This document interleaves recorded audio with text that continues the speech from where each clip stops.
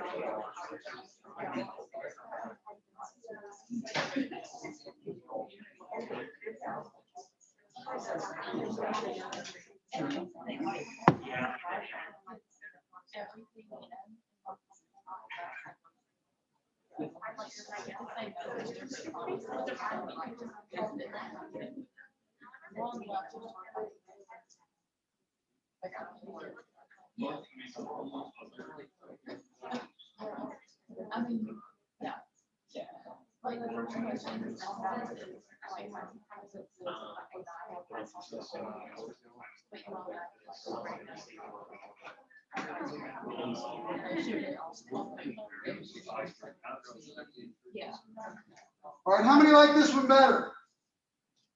Nobody. So how many like this one?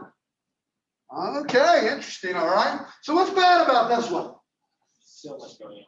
It's what? It's so much going on. Okay.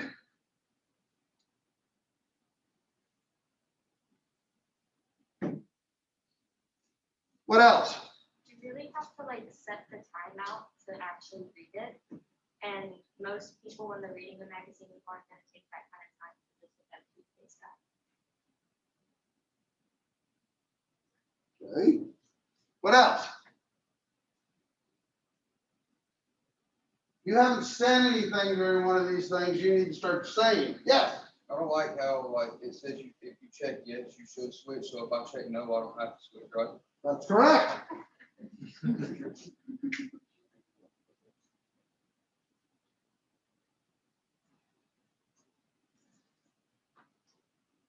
Ralph's bad. You didn't like it. Why don't you like it? Okay. We call that long copy. Copy is our text. Okay. What else? Yes. It's really outdated. It's like the dental report up at the top, it just screams early 2000s and it's not updated. Okay. All right. What's good about it? It tells you, Go ahead. it shows the product. Okay.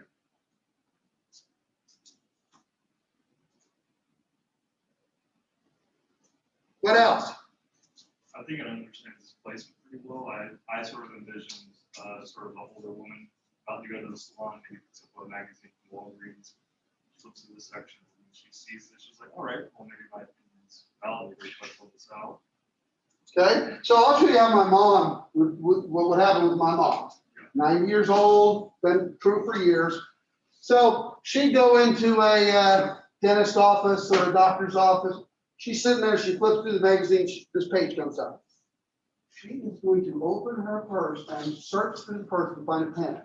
Because she's got to take it out. It's a, go out. I'm telling you. She's gonna read this. Now, she doesn't have sensitive teeth. She's still gonna pull off that cap, right, just in case. Recently, my teeth have become sensitive and painful when I have hot coffee or cold foods. No. Now, for me, it's time to stop. But no, she's gonna keep going. I want sensitive toothpaste that really works to relieve pain. No. She's gonna keep going. I like sensitive toothpaste with more cavity-fighting fluoride than Cysonite. That's what she would think about that. She doesn't use it. But if she did use it, she would like more fluoride. So instead of yes or a no, or she checks in the middle. I want my sensitive toothpaste to taste good. Well, I don't want it, but if I had some, I think that's a, that's a yes, click. That check. Now, if she picks this up and somebody else has already filled it out, she is going to erase their answers. And then check her answers. No kidding. No kidding. She would do that. Right? With this, even though she had no, her teeth are fine. Now, what is this? This. What is that?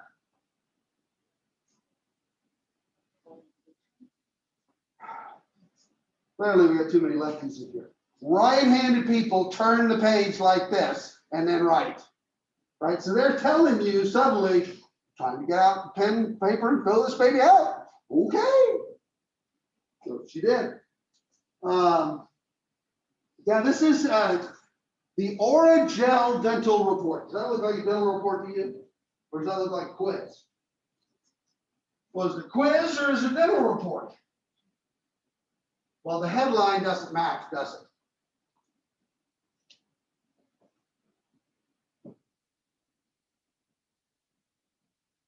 Bad headline. What else might be good about this? Yeah. I mean, for the people that are gonna take the time to read it, it does tell you a bunch of stuff about the product. Okay, so it's got key information. Right? It's the first pain relieving toothpaste specially formulated for adults' sensitive teeth because it has some unsurpassed pain relief and 33% more fluoride than Cysonite. What do you think about that mentioning Cysonite? Why are they mentioning Cysonite? So do you mention, is it good to mention your competitor or bad to mention your competitor?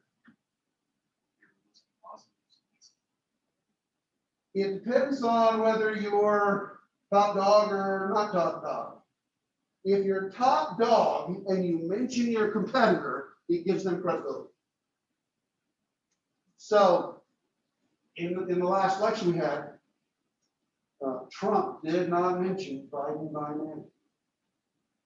Even when he lost, even when he was recognizing that he lost, he said the new administration, but he didn't say Biden. Whereas Biden, the number two guy, the guy who was not president, mentioned Trump all the time. Right? So the number two, it's credibility showing. Think about it. You're in Walmart and you need some acetaminophen, right? So you go up there and here's Tylenol, and right next to Tylenol is Equate. How many are going to get Equate? I'm going to get Equate. It's cheap. Same thing, right? How many are going to get Tylenol? No, you're going to get one of the two. You got a both. Get out your pen. So, it's what? But if I put Equate over here and Tylenol over here, you got Tylenol. So I put it next to each other and it says compare to Tylenol. A sign there, same thing as Tylenol. Well, then I buy it. It's cheap. Right. Gives me the name. All right, so you guys like this one. What's good about it? Yeah. I think it's pretty good. I mean, it takes a little bit of time, but when you see the sensitive, it kind of makes sense why the ice cream's there. Okay, I'm gonna say it's easy. Yeah, It's really the product and the packaging. the product in the, The packaging. yeah, so I get the product as is and in package. So as I'm gonna see it in the store. That's really good. But let me ask, how many didn't get it right off? Anybody? 6 people in the last class didn't get it. Why didn't they get it? I'm assuming they've never had brain freeze, right? Or never had tooth sensitivity at any point, and they admitted they've never had it, right? I don't get it. I've never had a problem. But if you've had the problem, you're gonna get it.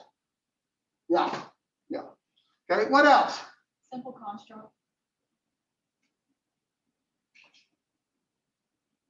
So the idea is very simple, and it plays off something you know, right?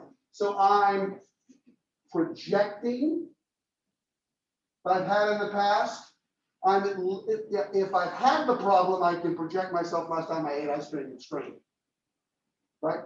If I haven't had the problem before, I remember ice cream, you scream, we all scream for ice cream, right? So I'm backward, that pulls back in for me. Okay, good. What else is good? Spell it. Purpose of the product. What's that? Sounds the purpose of the product, the maximum strength.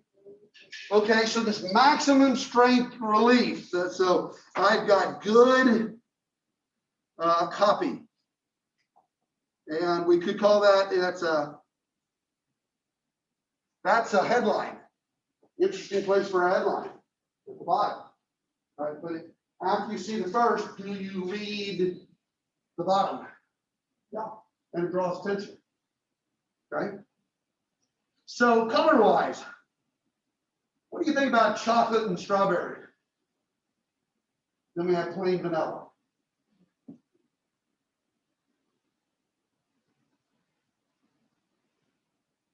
Yeah, I think the thing is like, I might like chocolate, you might like strawberry, but I'll agree on that. You don't want the pain. like that. That's good. Would you put a different flavor in there? I don't know, because I feel like vanilla might be most widely appreciated, while others might immediately lose. In fact, do you know the number one ice cream in the country is Melba? It's plain. Come on. How about Moose Tracks? You know, I mean, chocolate covered cherry. That's my thing. Yeah. I feel like if they put vanilla in my blend with the white background, actually like background where the chocolate and strawberry pop off the page, like. Okay, why not Moose Tracks? Or Reese's?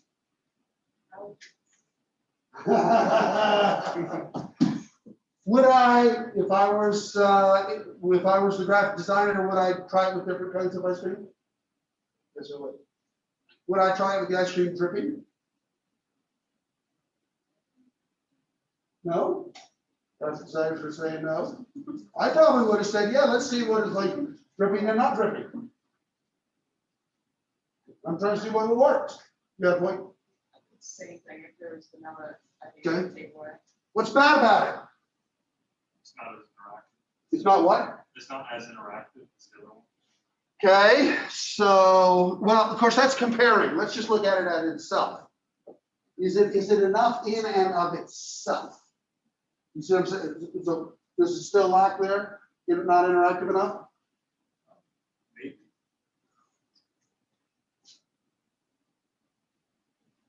Therein, I think the key interaction here on this ad is, does it get you to remember? Because that's the key to whether you're gonna buy the stuff or not. It's impacted you before. And you want the problem solved. Okay, what else? Yes, I mean, kind of the same thing. It is lost on the people that haven't had sensitive teeth. Okay, They so- don't understand it.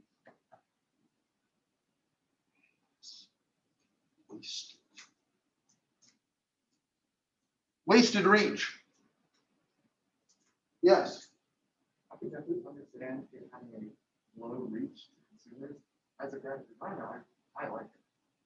But I think the white background seems forgettable. oh, Okay, so what do we call that? The white background?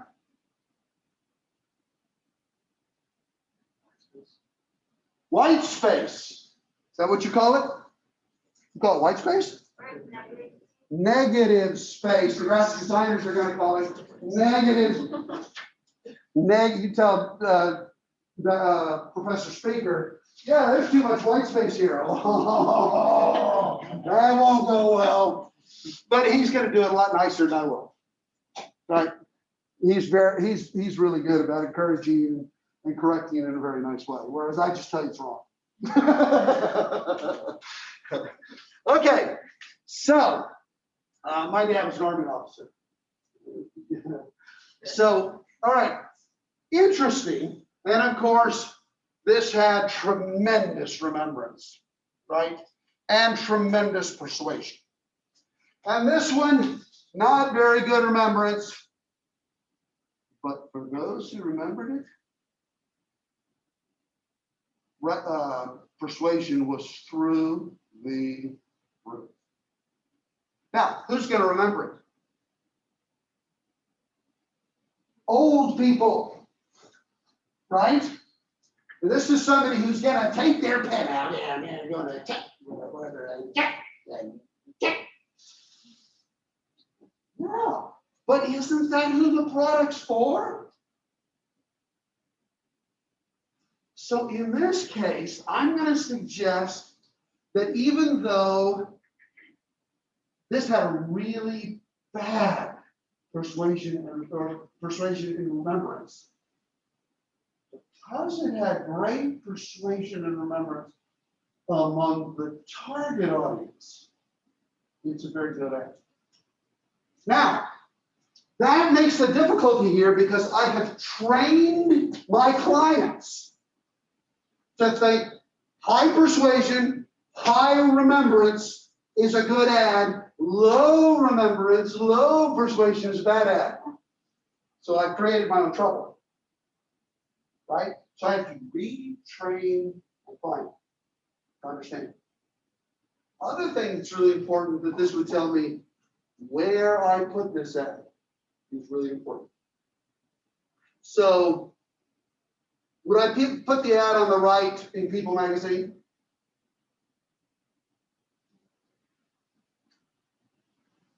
Everybody's going to like it. Nobody's going to mind seeing that ad. Yeah, People magazine. How about the left one?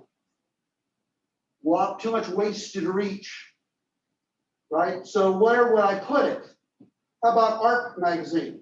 The AARP, the #1 magazine in the United States.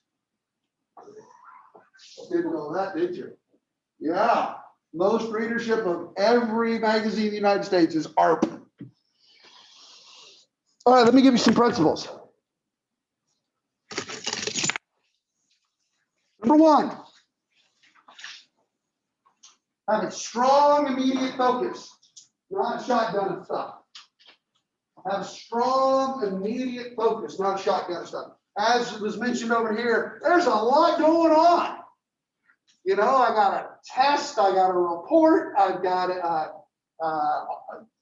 lot of stuff to read, and here, bang, bang, bang. If I got the problem, I'm ready to read, and boy, it's maximum strength relief. I like it. Okay, immediate impact. Number 2, involve the reader.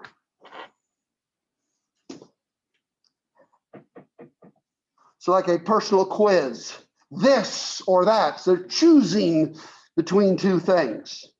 That's good if that's the focal point of the ad. So let me give you another one that's very similar to that. The problem solution technique has very good recall. Problem solution technique has very good recall.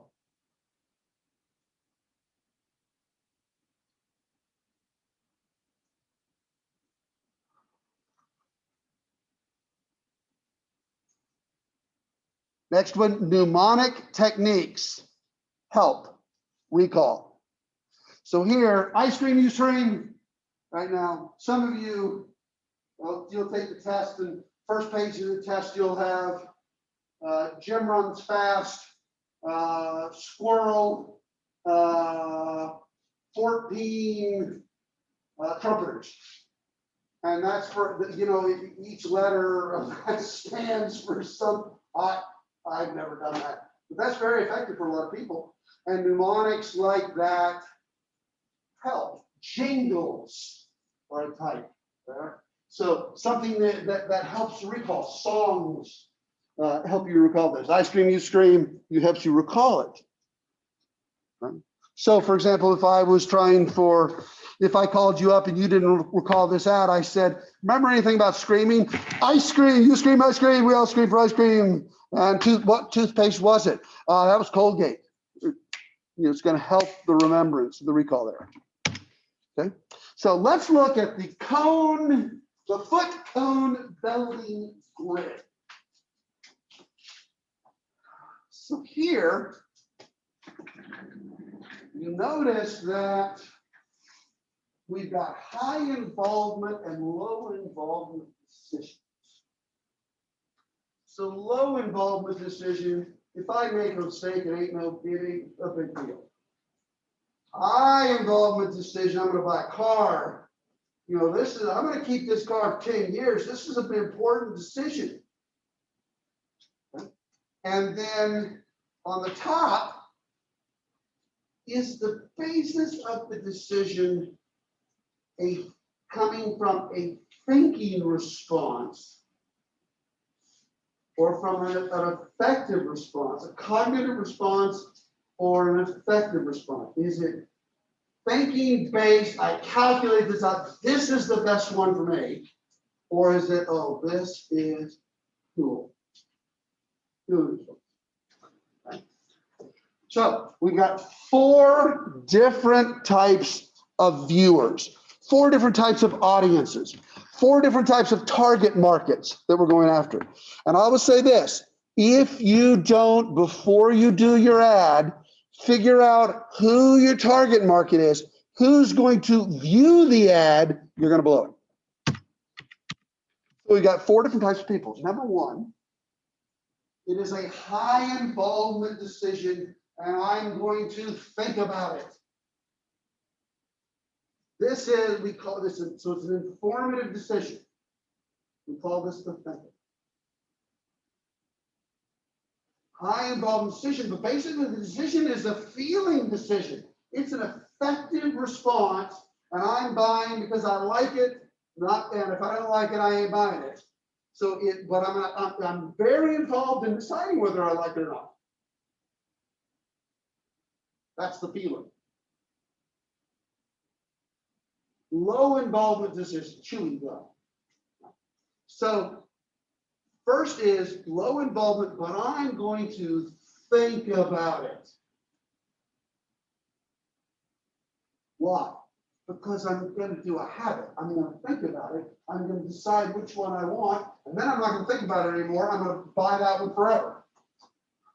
Right? It's a habit. I always buy Reynolds wrap. I don't buy the discount brand. I've decided it's thicker, it's got a higher tensile strength. I analyze this, and I always buy Reynolds smell and good stuff. Okay. And number 4, it's low involvement, but it's feeling based. So we call this the reactor. And am I satisfied with the feeling? Okay. So let's look at each one of these. First, the high involvement, thinking-based decision, the thinker, it's informative. Buying a car, buying a house. What's the resale value of this house going to be? Is it a good neighborhood? Will my kids be able to go to a good school in 3 years when they go to junior high? A new product, will this work? Do I want this? Do I need 4 cameras on my iPhone? The model, learn about it, then develop a feeling about it, and then buy.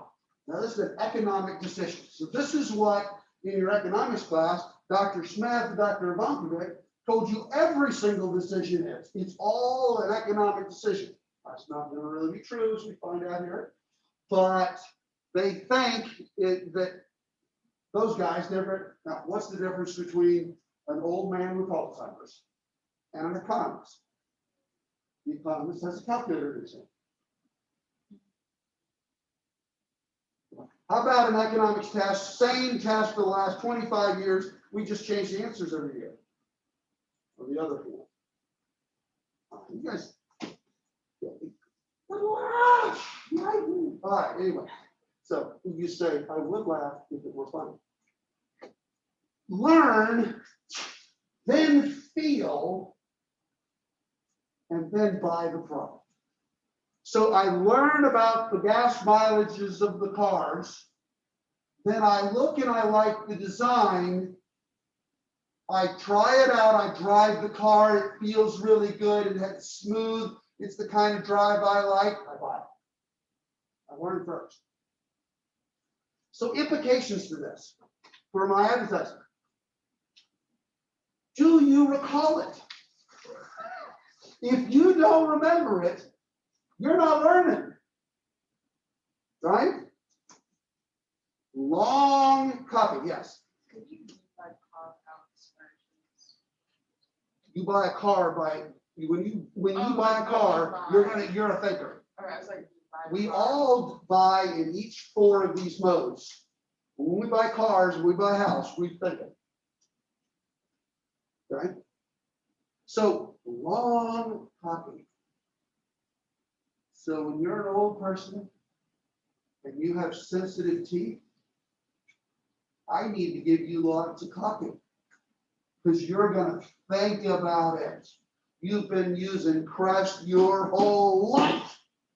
And now you're going to change to Sensodyne or Orajel. You're going to change to Orajel. I don't even like the name of it. Orajel. This is a really important decision. My mama used Crest. I'm going to think about it. Right? So I give you text. I give you long copy. When you were had that really crazy principles of marketing professor, and they asked you about buying toilet paper, and most all of you, as I remember, were the smooth kind, 18 different layers, and you got smooth touch, so you want things really smooth. But when somebody in the class became the purchasing manager for toilet paper at Anderson University, they bought cheap stuff, right? When you buy for business, you're a thinker. You're that almost universally, when we do business purchases, we're thinking, what does that tell me about my ads for businesses? I need to give you reasons why, and copy, long copy. See, you'll hear people all the time saying, too many words. That means that they may not know who the viewer is. You follow me? Now, it's not as pretty. No, it's not as pretty, but the question is it reaching the target audience? Reflective vehicles. This is a thinking concept. Can I picture myself buying it? What will my boss think if I buy this? What will my wife think if I bring an ugly car in? What? Reflect. Remember, that's remembrance is reflection. Projecting into the future. So my creative, I'm giving specific information, and demonstration is very good. It impacts. I'm thinking when I see it, I think about it. Oh, I can see how that works. So the thinker. Second, the feeler. So I go to China. Maybe you've heard me tell the story. Had this one young lady who was in the student group. She was a real fashionista. I mean, she wore expensive clothes. She had all the fashions. I mean, she was in it. Right? So we go into this building, and the guy is out there, and he's got these purses, just like 30 purses on both his arms. And so he runs up and says, "Now, What brand was it? Oh, I can see the purse in my mind. I can't bring up the brand. But it was one of the big brands, right? And so she was interested. She sees it, right? And it's the right style. Now, you ladies think back to when you were in junior high, the purse you had in junior high. Would you use that today? The style's different, right? Now some of you think, well, it depends on the situation. In certain situations, yes, but most generally, it's time to throw the purse away and go get a purse that's stylish. So the first thing she saw was, I like this purse. Feel.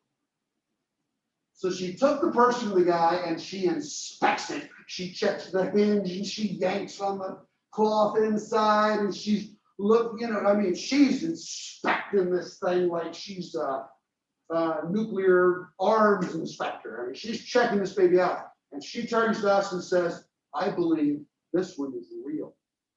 It's not a knockoff. This one's real. So she pays the guy $25 for the purse. Okay. Now, when I purchased a little while later, I got 5 purses for $10. Suddenly, she wasn't as happy. She was delighted when she bought that purse. She wasn't happy when I got 5 of them for $10. Feel about it, then learn, then buy it. It's a psychological purchase. It's a feeling, it's an emotion. Okay, so how do I test? Did I change your view? Right? Did I persuade you? And that's the really crucial thing. If we're talking about the feeler, did I get you to like it? Did it arouse an emotion in you?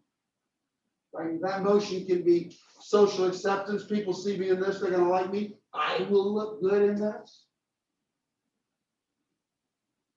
So the media, large spaces. So think of advertisement in women's magazines, right? It's just a large picture of the purse, or it's a lady walking down the street, she's carrying the purse, and you're supposed to notice the purse. But it doesn't have any words on the ad because it's not supposed to be. You're not going to think about it. It's, do I feel it? Yeah, that looks good. That looks good, right? So images are really, really helpful. Okay. So the creative is, does it arouse an emotion in the person? Ooh, I like that. Right? That's the response you want when you're going for a product that's going to the feeler, not a business decision, not purchasing a car, but well, I guess in some cases there are cars where right there, sometimes where you're buying the car on a feeling, right? Maserati, you're an idiot to buy a Maserati. The thing's going to break down, right? When I was a kid, my brother bought a GT, or he bought a BMG, and that thing, he never drove it more than 3 days in a row without it having gone to shop. That was terrible, but it was beautiful, and it was so fun. You know, it's like a 7-foot car. I would sit on the seat and drive it down the street with my foot, and all the friends, everybody wanted to get in it. It was a cool car. Not very thinking oriented. The doer. I'm going to try to create a habit in you to where you do this all the time. Food, household items, right? Which cleaner do you use? The same one you used last time. We got you a habit. So what's the formula? Do, try it. Then you learn about it. And then you develop a feeling about it. So for example, you're walking into Sam's or Costco, and they hand you a chicken marsala something, right? And you eat it, you do.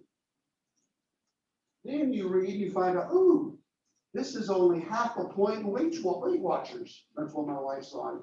So I lost 12 pounds. Of course, I gained 5 back this weekend going to my son's house and eating steak. But it was a great weekend. Anyway, right? But I learned about it. oh, this has got vitamin K. I've been eating some vitamin K. If I learn this isn't good food for me to eat, it's low calorie, right? So I ate it because it was offered to me, and it looked, looks good. So I do, and then I learn about it.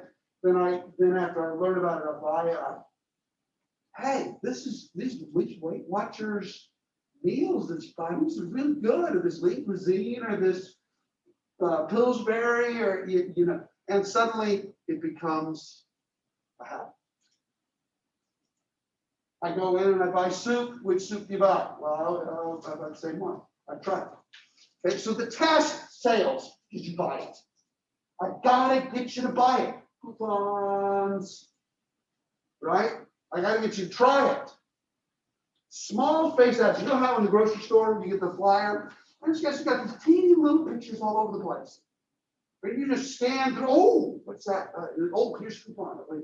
Right? You just scan really quickly because that's what it's trying to do is get your attention. So instead of buying a full page ad, you don't need to do that because we're trying to get you. So we're really trying to get you within 10 seconds. Point of sale works really well here. Radio ads work really well for helping develop that. Now think about this. I'm going to get you to try it, and then I'm going to get you with reminder ads. And everything I'm going to do is really reminder ads. This is Coca-Cola, right? Remember Coke, remember Coke, remember Coke. We can get people to wear shirts. The creative is a reminder ad. Because I'm trying to develop a habit. I get you to try it once, so I'm trying to reinforce the student gets to do it again. The doer. Do, then learn about it, then feel. The reactor, the self-satisfaction model. Here, the model is, and these models are really important, right? You need to know how these models work. Do, then feel, then learn. So it's a social thing. Who smokes in here? Nobody smokes. Who drinks? Come on, who drinks? Okay? So these are self-satisfaction reactors. Let's think smoking first. Right? Who's got a grandparent or who's got a relative smokes? If the door next door catches fire and smoke is just pouring out of those windows, we are not going to run over there, take our mask off, and go, Everything in our body runs from smoke, right? We run from it. So why do people smoke? I remember the first time I smoked was the only time I smoked. I was 5. I came out of my house and there was a party going on in the yard next door. And I'm walking down the street, 5 years old. And there on the curb is a full-length cigarette that's been lit and somebody tossed when they walked in the park. Right. Now I look back. And I take that cigarette. And suddenly it was deathly quiet. And I looked, and all those people, there must have been 60 of them, they were all staring at me. So I took it and I nodded at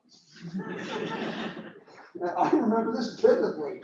And I took that cigarette and I go, and they're just laughing. And they thought that was absolutely true. I was humiliated. Threw that cigarette down, ran back to the house. I was humiliated, right? Never smoked again. How do you get somebody to smoke? Same thing, marijuana, drugs, same thing, right? Take pot. No, I don't think so. Oh, there's 6 people around. Yeah, man, go ahead. This is cool. It's really good. You're gonna be around.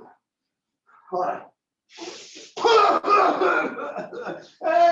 that's all right. It's all right. That first time you get used to it, it's really wonderful. It's cool, man. You're good. Take another puff. Right? And you get addicted to it. You learn, you have social acceptance. You feel good. Remember back in high school when somebody turned grunge or turned goth, right? And you're like, here is a normal, good-looking person. And then suddenly, you dyed the hair black makeup, big eyelash, black clothes. You're like, how did they get there? Well, they're accepted by a few people who are goth. And then, well, I want to get along with people that accepted me. So I wear black makeup and I come in, hey, boy, your makeup really looks good today. Man, that's great. Right? And then it's like, I wear a black shirt. Oh, I like this shirt, but the look is really good. That fits you. And suddenly you start complimenting you. You love the compliments. It's you do and you feel, and then you learn what else you need to do to what other people do. Follow me? Drinking. Right? So how many of you had hard liquor? Like a vodka or something like that. So the last time I drank, I was 12. So my next door neighbor talked me into stealing liquor from my dad's liquor cabinet. So we were sipping wine, and this is fun, this is good. So every afternoon we were over there. So he starts drinking the hard liquor. Right? So now I'm 12 years old. But I knew enough about myself that I'm more of the addictive personalities, right? If I didn't stop drinking, I was going to be an alcoholic. Not do it. Because you put a glass of tea, I'm going to drain that tea. If the woman comes in, or the waiter comes back and fills that cup, I'm going to empty it. They fill it again, I'm going to empty it. I'll drink myself to where I'm ready to explode. Because it's full and you got to drink it. So I knew me, I get out of it. Now, I didn't know the statistics, right? So the research shows that 1 out of every 6 people who ever takes a drink becomes an alcoholic. Right? It's like putting 1 bullet in a revolver and spit in the chamber right? 1 out of 6. So I was lucky, I decided to not do the hard stuff. But I remember watching him drink that first hard drink. That stuff, remember, burns all the way down, right? It hurts. Why would you do that? Now it didn't burn, but you did. People around you, when you had your first drink? Fine. Do, feel, and then learn. Right? So, isn't it amazing to know that 50% of the people in the United States have not had an alcoholic drink within the last year? That's like, no. Right? 30% of the people in the United States don't drink alcohol ever. And that's I'm a non-drinker, but that's shocking to me, right? Because the society, everybody drinks. Now I will tell you this, and this is crazy, but it is true. I became a Christian when I was 17, so I stopped drinking when I was 12. But so I go to work, right? And it is amazing, but people who are non-Christians, if you don't drink, they think you are really powerful religious. You're a really good person if you don't drink. Now, I don't drink, and I know I'm as lousy as everybody. I know me better than anybody in the world, and I'm a lousy person. I know me. You know, if I knew you better, I'd know you were a lousy person. We're all lousy, right? I mean, but they thought, when they found out I didn't drink, oh man, he's a really good drinker. It's interesting. It's just interesting. But how do we get to do it? Do it. That's the first thing. Then feel it. And then you can learn about it. Right? So, implications. Got to get them to do it. Get them that first one free. Let's see, you sell Smack, don't you? Don't you give the first one free? Yeah.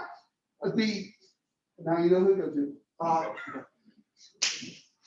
to. Billboards are really good for this. So liquor companies are always judged badly by social groups, liberal social groups, because they put billboards in poor neighborhoods and encourage drinking. And they are very, very effective. Of course, you guys don't read newspaper, you know, those are dying. Point of sale.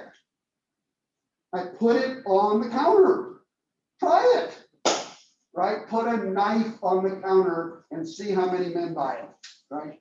Yeah. So I got to be creative. I got to get your attention. You follow me? All right. So let's test this out with the product.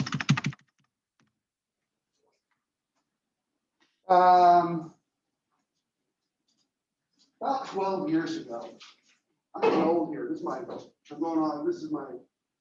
16th year. For an Army brat who's lived in 43 different places, being in one place for 15 years, like something's wrong here.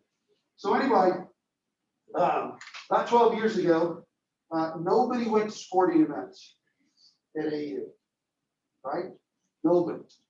So I remember going to my first basketball game, and there were 50 people in the women's game and 25 in the stands for the men's game. The women won more. Went to my first soccer game, and there were like 12 people watching the soccer game. It was a great sport. What's the matter with you people? Right? All right. So let's do this. Get together in your group, 2 or 3, and figure out what these guys want to do. How do you get people to go watch ladies tennis or watch tennis? Let's just say tennis. How would you get people to go to watch AU tennis? Go. Come up with Greece. Come up with lights.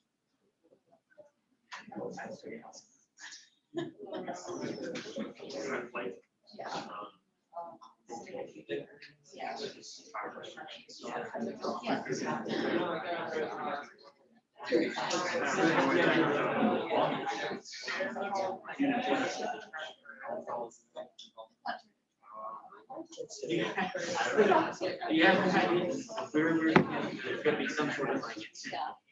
Yeah. I'll explain the reaction.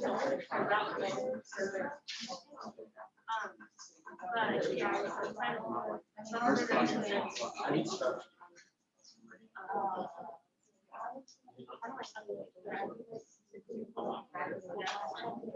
So in my advertising class, what they did is they figured out, we did this exercise for that subject. And then the project was, okay, let's use advertising techniques and get people to come to games. That's why, in my vain opinion, that's why we have more people go to basketball games than soccer games even to this day. No, we didn't do it for tennis. To them, that was even more of a challenge. Let's just get them to go to basketball games, soccer games. That was a big challenge. All right, so let's think about that. First thing we know is who's the customer, or who's the viewer, who's the target audience. So are we trying to approach a thinker, a feeler, a doer, or a reactor? How many think thinker? Tumble Falls. You're never going to get somebody to know what a double fault is if they're not already interested in tennis. Right? Think of soccer. I want to get you interested in soccer, so I'm going to explain to you what offside says. I don't think so. I don't want to learn. I don't want to learn. All right, so it's definitely not thinking. How about feeling? What's the model there? Feel. What? Feel, learn, do. Is that the one we're after? How many think the feeler? Nobody. All right. How many think the doer? That formula is do, feel, learn, do. Do it myself. How many think that's it? Do it, then learn about it, and feel about it. How many think it's reactor? Here we do, and then we feel, and then we learn. All right, so let's think of the major sports. How do we get you to go to a baseball game? How do we get you addicted to our baseball game? It's back day. It's bubblehead day. You're not going for the game. You're going to get a bubblehead. Right? So what do? We do whatever it takes to get you to come. And then we want you to have a good time. And if you have a good time, what are you going to want to do again? You're going to come again. Then you start learning. You are not going to learn the RBI of players on different teams unless you've seen one and you enjoyed it. You're not going to learn.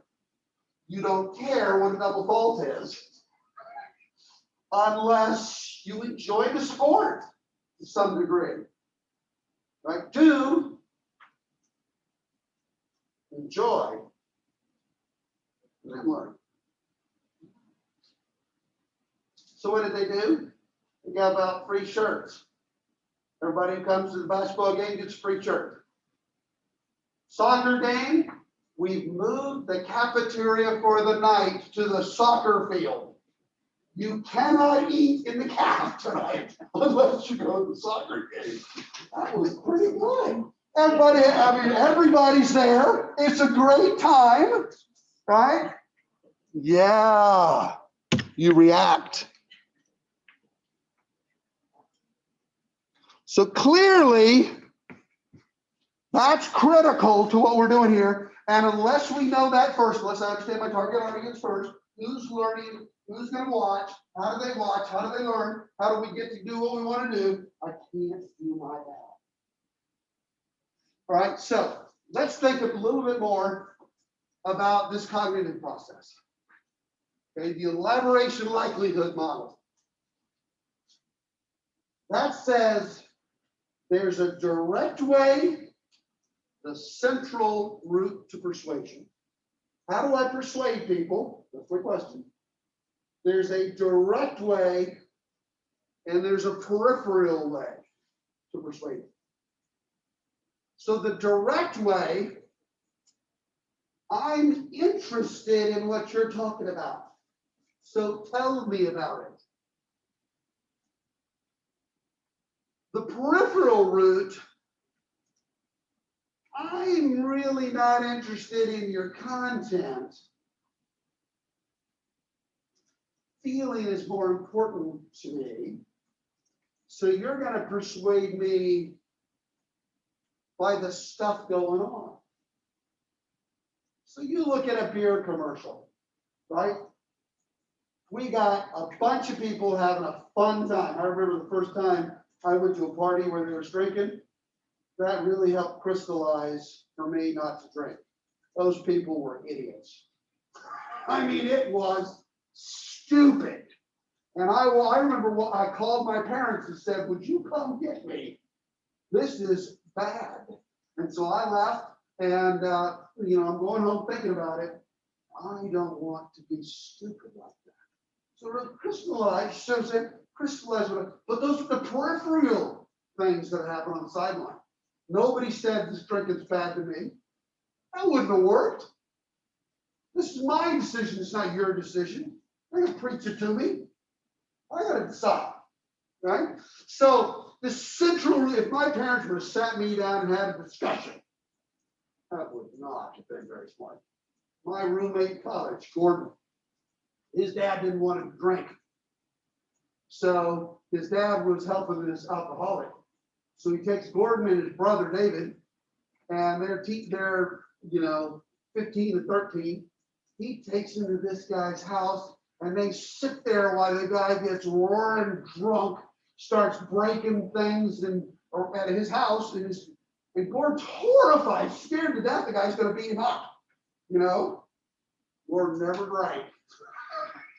And his dad never told him not to drink, right? Whereas Trump, right, he doesn't drink. He told his kid, don't you ever drink. Well, they do. Right? It's not something you lecture because it's not a central route to persuasion. So if I'm trying to get you to wear a purse, I get somebody who you admire to wear the purse. If I want you to wear my tennis shoes, I don't tell you all the great features about this tennis shoe. I get Michael Jordan to wear them. And so it's a peripheral route to persuasion. So some things that are important. First, I've got to be able to understand the message that you're getting.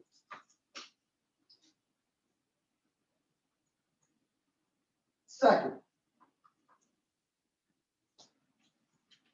what is the best media for me to receive that message? So if it's an issue that's very strong content,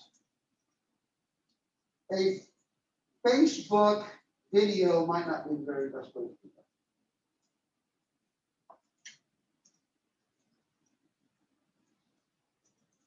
When do I need to read it? Where do I need to read it? So if I'm trying to persuade you, if you're in the telephone business, and I want you to think about my data server, well, I'm going to put an ad in Telephony magazine because you're going to read that because you want to stay current. And there's going to be a lot of text down there. Catch your attention, maybe with something funny, and then I'm going to give you some key thoughts that you need to think about. Will I be favorable to watching? So if you put an ad on Facebook, how long do you have? How long are people going to watch your ad? Well, I'll give you about maybe half a second, and if I'm not interested, that's about it. On a social media platform, it's quick, right? So some companies will put a very short line of text.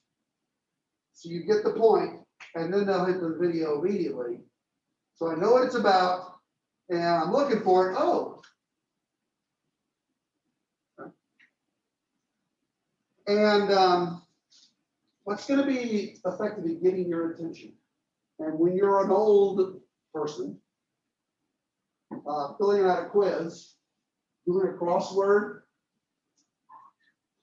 I mean, I would not do a crossword, no. But 10 years ago, might I do a crossword so that I can try to keep my memory alive? You need to know I was diagnosed with AMPS 15 years ago, 17 years ago now. Absent-minded professor syndrome. So here's, anybody know who this is?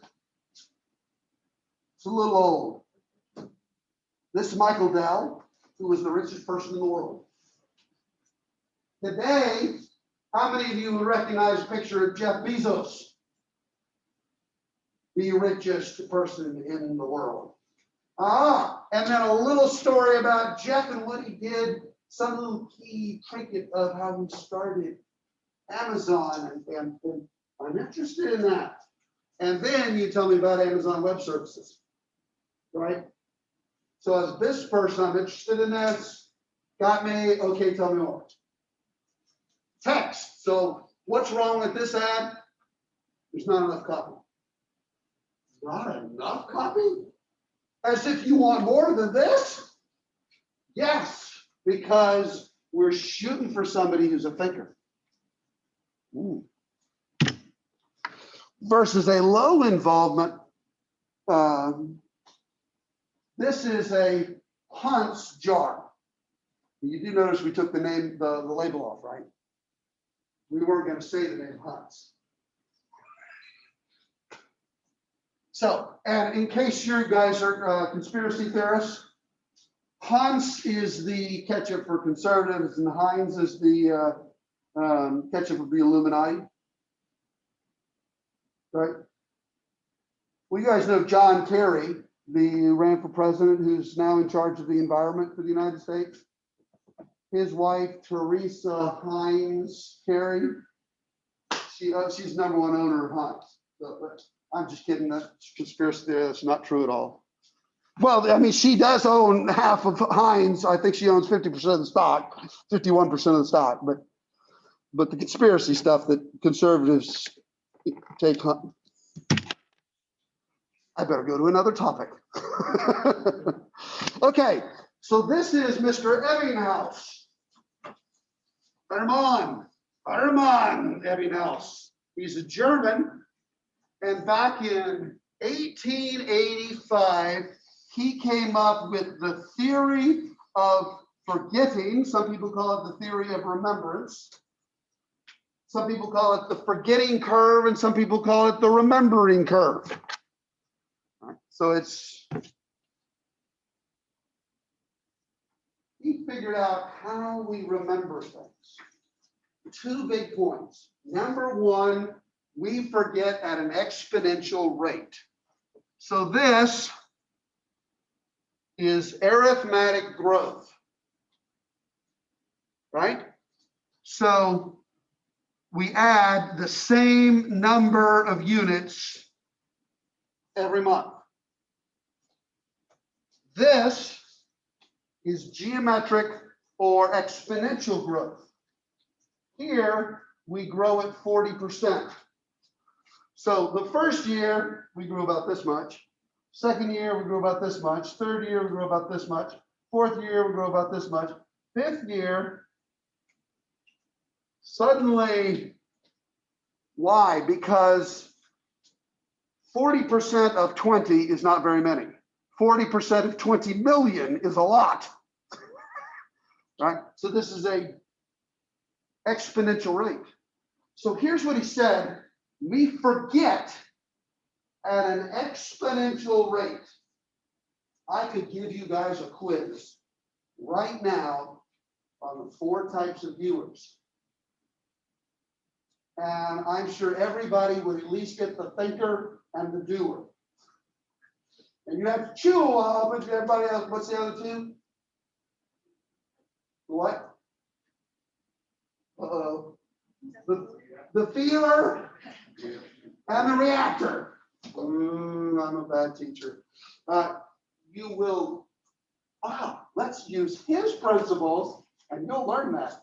So basically what he says is, I could get, and especially right now, I could give you a quiz on the 4, and they are the thinker, feeler, doer, reactor. Yeah, right? So I could give you a quiz right now, and you'd all get 100. But if I saw you tomorrow, and I said, what did we talk about yesterday? Woo! 6 to 9% remembrance. You'd be lucky if you could remember, and maybe hopefully I'm a good enough teacher where you'd say, you're talking about target market, viewers, something. You know, if you could come up with the thinker and the other 3, right? So what he said was, first, we forget at an exponential rate. Woo! We all know that one, right? But second, he says, remembering spikes via repetition. So if 24 hours from now, you reread the notes that you wrote today, you go back to 100%. So next class, I was going to get a quiz on it. Oh, you'd walk into class knowing stuff. because you review it before it came in. Then you start to forget again, right? But you forget at a slower rate. So 24 hours later, you remember 16% of stuff.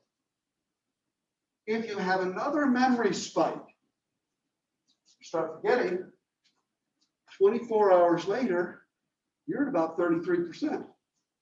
33, 36, 38. You get another remember spike. 24 hours later, you're at 67, 68%. Get another spike. 24 hours later, you're at 88%. So the question is, how do I get you to remember my advertising?